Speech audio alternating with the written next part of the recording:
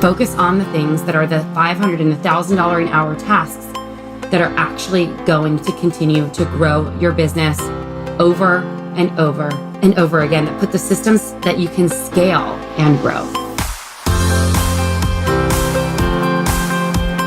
You're listening to Thrive by Design, business, marketing, and lifestyle strategies for your jewelry brand to flourish and thrive. Let's get started. Welcome to the Thrive by Design podcast, episode 196. I am Tracy Matthews, the Chief Visionary Officer over at Flourish and Thrive Academy and Creatives Rule the World. And I am excited to be here to be talking about something I'm super passionate about, the 75% rule. I'm actually on the road right now. I'm in San Francisco as I'm recording this podcast. And, a couple days ago, I just did this amazing masterclass, which is we have available for you to register for. And this masterclass is called the Ultimate Online Sales Success Plan. And in that masterclass, I talked a little bit about the 75% rule. If you want to catch the masterclass, you can head over to flourishthriveacademy.com/ultimate. But one of the reasons why I'm really passionate about this topic and why I wanted to talk about it today in particular is because I see a lot of people in their business, whether they're jewelry designers and makers or other creatives, because I've been speaking a lot lately, or any type of product-based business or any business at all, quite frankly, they're focusing on the wrong things because they're focusing on all the busy work, like all the things that they have to do instead of really the things that matter in business. And so that's what I wanted to talk about, the 75% rule today, because that is what is actually going to make you sales and help you grow your business. I also talk about it fairly in depth on the Ultimate Online Sales Success Plan. So if you want to catch that, head on over to flourishthriveacademy.com/ultimate. And I will definitely have that linked up in the show notes as well. Here's the deal. I am on a mission lately to help designers, makers, brands train their customers to buy from them online. So this mission started, a couple years ago, but I keep getting signs that I'm on the right path. And here's the reason why. I was walking down Bleecker Street the other day and I noticed that like 50% of the storefronts are closed. And if, for those of you who don't know what Bleecker Street is, it is a really amazing shopping street in New York City. It was one of the streets that I sold to some of my best accounts, or one of my best accounts, I should say, used to have a store on that street, and they would order like every single month. It was like one of the best shopping streets there was literally in New York City. And one by one, the small mom and pop boutiques started closing. And then big brand stores started to come in. And now even those big brand stores are starting to close. And so the reason why I talk about this is because it really reminds me of what happened back in 2008 when my business was taken down by the terrible economy. And there were store closures left and right. Stores really struggled to pay their bills. And while I do believe that wholesale is a viable business model, Robin and I talk about this all the time, it has changed. And I think a lot of people are trying to build their companies and compete on a big stage where brands who've been established for years already have real estate in the stores that everyone wants to be in. So what does this mean for the rest of us out here? No, it doesn't mean shut down your business. It doesn't mean anything like that. What it means is that you have to think about pivoting or doing things in a different way or finding your innovation when it comes to growing your business. And this starts with getting in front of your customers directly. And here's what I mean by that. We have, if there are tons of shoppers who like to consume maybe is the wrong word, who like to purchase products from independent designers. I am one of them. I've always been that way. I much prefer buying from independent brands than big mass brands. And now as I've gotten a little bit older, my tastes have changed, and I'm not shopping at places like the Artisan Flea anymore, because I think it's not appropriate for my 47-year-old age bracket. But at the same time, I do like fashion, and I love consuming boutique style brands.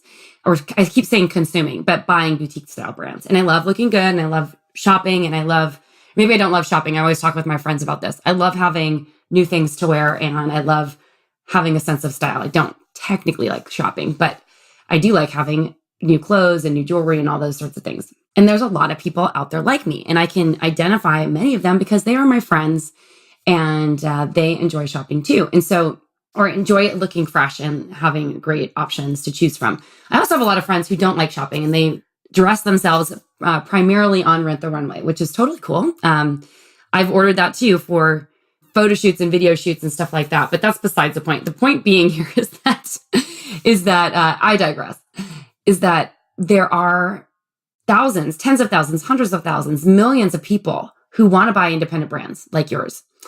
And because boutique shopping is not non-existent, but much harder to find these days, it requires us to focus on getting in front of our dream and target audiences by reaching them online. And I am on a mission to help more designers grow their business, create more leverage in their business, remove the exhaustion from their business so that they're focused on the right things that are actually going to grow their business and move them forward. And primarily, and this is the mission really of Creatives Rule the World. If you haven't been over to my new website, head on over to creativesruletheworld.com. It's spelled out just like it sounds, Creatives Rule the World. And there I'm just having a conversation about using your creativity to actually make money. And it all stemmed from my work here at Flourish and Thrive Academy, working with so many designers who really struggle to focus on the right things or think strategically about how they're using their creativity to actually make money, because this is like our biggest gift. We are creative beings and we will make money if we use our creativity in the right way. And what I find, and I know this from personal experience, is that a lot of us are spending our time doing the soul-sucking things that drive us nuts in business, or the things that we don't like to do, or the things that bog us down. So we constantly feel overwhelmed, our business doesn't move forward, and we struggle to get things done. And so I'm going to dive a little bit deeper into that. And then at the end of the day, we feel just exhausted and not fulfilled by this business that we created for ourselves, which is really like a job. And so I'm going to be addressing more of that in this episode. But the reason why I'm talking about this is because there was a designer who came to us about a year ago, and her name is Allison Calloway Young, really talented artistic designer. She really comes from an artistic school background. And I teased her a little bit because we've been working with her in our SOS coaching program for a year now. And she was struggling with what to basically like work on her newsletters with. And so I was helping her workshop and one-on-one. And I'm like, well, who do you buy from online? Or she's like, I don't shop. And I was like, oh my gosh. And I was like teasing her a little bit. I'm like, girl, you got to start like doing some market research and figuring out how to reach your customers, and how to market to them. And so that was just like a little bit of a funny sidebar, but I mentioned Allison today because I'm really excited because of all the work that we've done together. And I can't not give her credit because it's really more about her transforming the way she thinks about her business. Her Q1 sales are up 47% over the last 2 years, which I'm so happy for her because Nicole's my friend. I'm staying at her house right now. Allison Young is already had a really successful business. She was doing already 6 figures.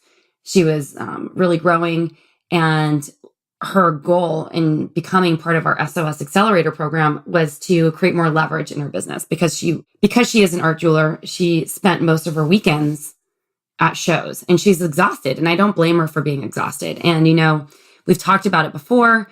If you're building your business on shows, which is a great way to actually connect in person with real life consumers, it just gets exhausting. And if you're not leveraging those experiences properly, then you aren't collecting email addresses and actually properly marketing to those people after, training those people to buy, then you're doing yourself and your business a disservice because it's just basically like throwing money in the trash, because those are all consumers who, if they have already purchased from you or are interested in your brand, could be shopping from you and in between shows. And so I'm just shout out to Allison. Great work, girl. Up 47% Q1. I'm super stoked for you. I hope we can keep that trajectory going through year 2 of you in the SOS program.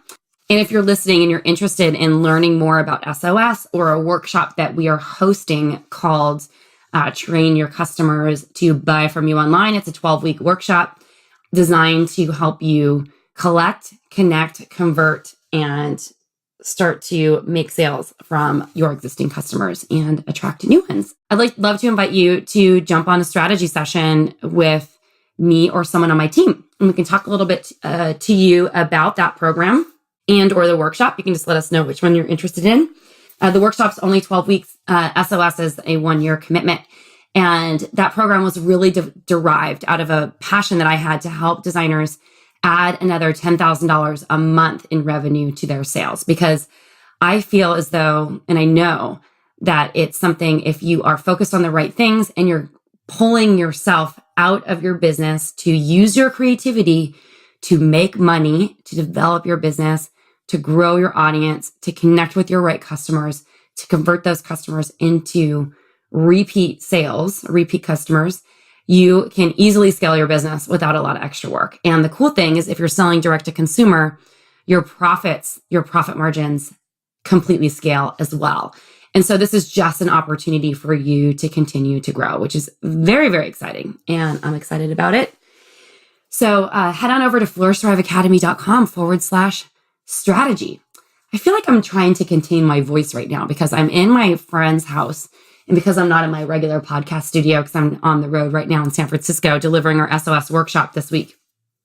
As I'm recording this room's a little echoey, so I'm trying not to talk too loud. So if I sound a little more monotone than my usual loud booming voice, that is why. I don't want that echoey reverb going on in the podcast. Anyway, let's talk a little bit about the 75% rule. So this kind of this rule came up because as I'm coaching designers in our SOS program and also in the Diamond Insiders over the years, I've heard a lot of people just say, like, the one thing I hear over and over and over again, especially from creative entrepreneurs, creative thinkers, jewelry designers, anyone I encounter that I've met at a conference or whatever, that is really trying to get their business off the ground or get to that critical mass, is that they feel overwhelmed by all the things that they're doing. And if their business isn't growing, the one thing that I ask them all the time is, what are you doing with your time? What are you spending time on? Like, a lot of people have these to-do lists and these task lists that are super long, and they're spending all their days on the things that aren't moving the needle and moving their business forward, instead of the things that are actually going to grow it. And so if you are someone who is not at your financially where you want to be, you're not making the revenue that you want, if you're struggling to even get over, that 6-figure mark in your business, and while everyone has different goals, and you might even have a side hustle type of business, which is totally cool, don't let that number tease you, or hinder you, maybe is a better way to put it. Because whether you're trying to cross 6 figures, cross multiple 6 figures, do 7 figures, get to the $500,000 a year mark, whatever it is, or even if you just are status quo and happy, maybe getting to 50 grand a year in sales, that's awesome. I fully support you and whatever. But if you're not reaching your financial and sales goals and you feel really busy and overwhelmed all the time, chances are you are not using the 75% rule.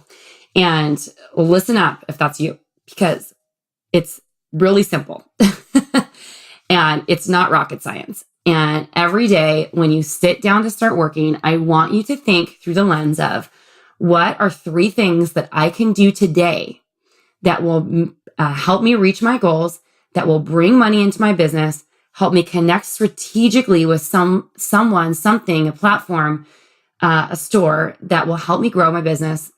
Or what am I doing to actually market and get in front of my dream customers? Because if you aren't doing this on a regular basis and you aren't viewing your company through that lens and you aren't reaching your financial goals, this is 100% the reason why. You're not focused on revenue generating activities, RGAs, revenue generating activities that are actually growing your business and moving them forward. And so I'm going to help you identify the things that are not moving your business forward. I've learned this from several people. I think originally I did this exercise in the 7 Habits of Highly Effective People by Stephen Covey.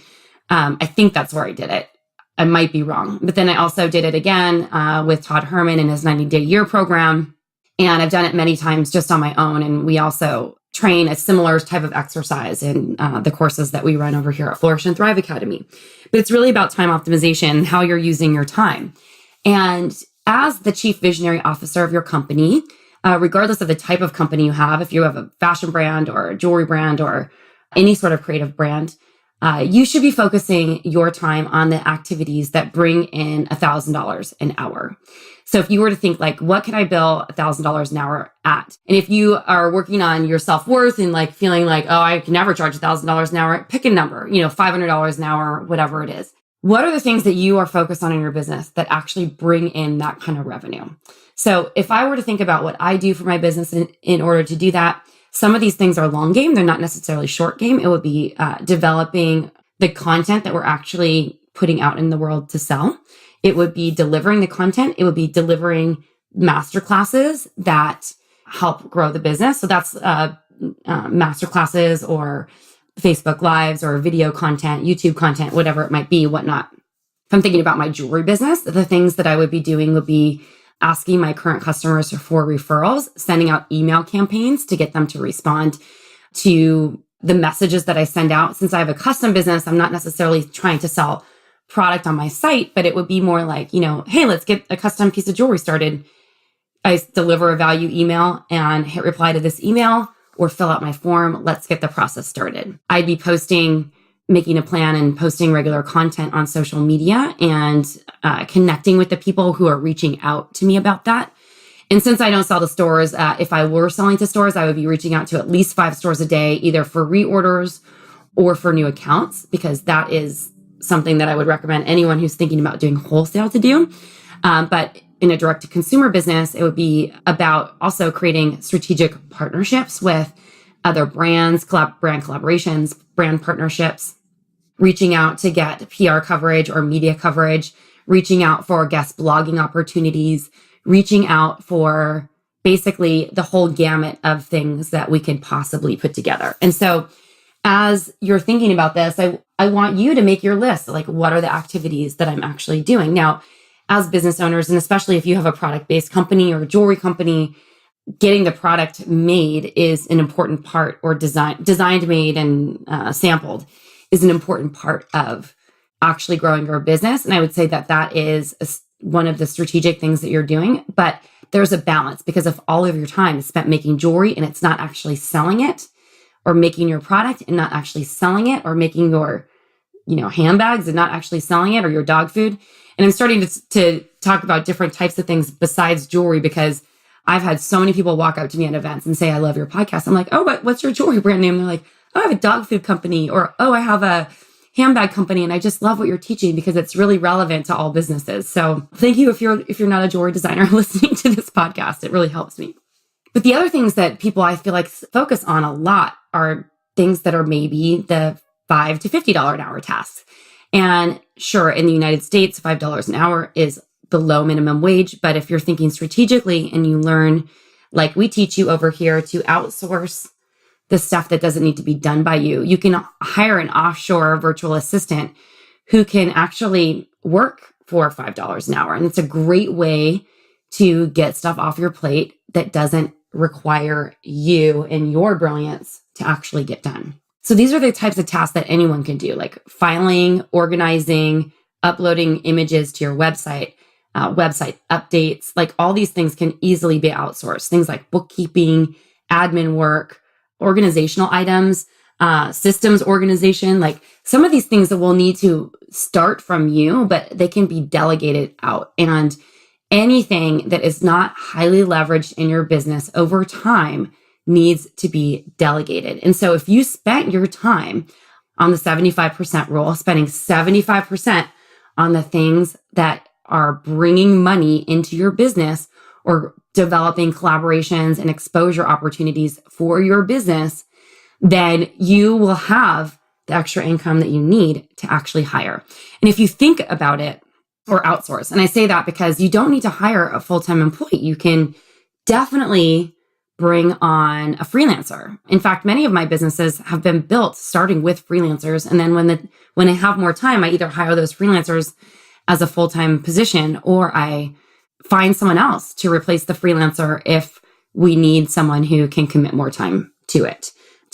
They replace that person as an employee. I've done this for years. I've done this since the 90s, and it's worked really well for me. And one of the first things that I did to help grow and scale my business from a company that was making really basically minimal dollars in the first year. I think my first year in business, I made 50 grand, but I tripled my revenue every single year for the first 3 years.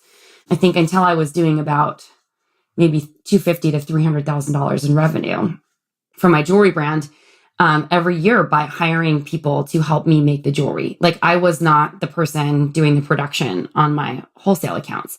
And that is something that can easily be outsourced by you too. And if it's not making the jewelry, there are lots of other things. But I think the one thing that people are always trying to outsource first is the 75%. But as a leader of your company, you are responsible and in charge of the strategic partnerships and relationships that you make, because any sort of buyer or consumer would prefer to work with you. And this is not to say that you can't get help or support in that, but you have to develop this business muscle, or else maybe reconsider being a business. Because if you're trying to outsource being the CEO or the visionary of your company, and you don't have someone in a partnership that is actually going to have the same level of skin in the game and commitment as you are, you will always be in a catch-22. And I find that most small businesses that are starting out, especially when they aren't at a place where they're making at least a couple of $100,000 in revenue, they will never have the kind of money that they need unless it's someone who is really coming in and helping build the business. They will never have the kind of money that they need to hire the right person in that role until the time comes that they are making enough money. And if you want to outsource sales, like, feel like the first thing people want to do is outsource sales and find a sales rep to do the sales for them. Most sales reps aren't going to consider you until you're doing a couple $100,000. They want to build off of an already established brand, not someone who is just starting out. And so I think I got my first sales rep when we were already on track to doing over $150,000 that second year in business. It wasn't right at the beginning. Every single store that I talked to said that most sales reps wouldn't even consider me until I was in enough stores. And so this is something that if you are serious about running a business, that you need to be focused on. And it's growing your business, focusing on that 75% rule of the things that bring money into your business, not the things that are keeping you small and not helping you grow. And so with all that being said, I'm going to wrap up today's episode. This was like a little bit of a different kind of episode because usually I have all these bullets and teaching points, but it's really more of an inspirational podcast today for you to really reconsider what you're doing. I want you to do this exercise. You can make a grid on a piece of paper if you'd like and break down several columns like $5 an hour, $15 an hour, $25 an hour, $50 an hour, $100 an hour, $500 an hour, $1,000 an hour. And start tracking everything that you're doing every single day and put it into a bucket or a column. Like, if you could hire someone to do what you're doing for lesser amount, you should consider it over time and focus on the things that are the $500 and $1,000 an hour tasks that are actually going to continue to grow your business over and over and over and over and over again, that put the systems that you can scale and grow. And so this is not about creating a massive, huge empire. And I know some of you are probably rolling your eyes at me like, but Tracy, I don't want to grow a big business. And some of you are like, yeah, Tracy, I want to grow a big business. Thank you for this. It doesn't really matter where you are. If you keep thinking about yourself as a technician in your business, like Michael Gerber says, you'll never get beyond your current situation, or it'll be really hard and you'll always struggle. Trust me, I've been there, done that. I've done it for many years. And while I'm really resourceful and I was able to make sales, things inside my business struggled for a long time until I got this right. And so it's my mission to really help you to get this right and think about your business in a different way. So thank you so much for listening today. This been a fun episode. If you're interested in hearing a little bit more about how we can help you over at Flourish and Thrive Academy, either with our SOS Accelerator program, working to get more customers direct to consumer, or you're interested in learning more about how to train your customers to buy from you online in our 12-week workshop, I'd love to invite you to join us for a strategy session. You can head on over to flourishthriveacademy.com/strategy, and we will have all this information also over at the show notes. And I'd love for you to share the podcast with a friend. We are coming up on our 200th episode. We're going to be doing a slight rebrand. I'm going to be talking to a slightly bigger audience, but the same amazing value I'm excited about it. I'm going to be hopefully getting together a new little pre-roll for this podcast. And so I'm really excited to expand the message, expand the audience, and really help you become a creative who rules the world. And if you haven't checked out my new website yet, I'd love to invite you to download the Visionary Code audio. And so if you want to step into your brilliance as the chief visionary officer of your company, head on over to creativesruletheworld.com/VC and download the Visionary Code audio right now. Thank you so much for listening, as always. And thank you for sharing this podcast with your friends. If you haven't done so yet, your ratings and reviews really do help fuel the awareness about what we're doing over here, about what I'm doing, what you're doing, and help you kind of get to that next level. So I'd love for you to pop on over to wherever you're listening to this and give us a little rating and review about the podcast. Head on over to iTunes or Spotify or wherever. In any case, I am going to sign off now, and I thank you so much for listening today. Take care until next time.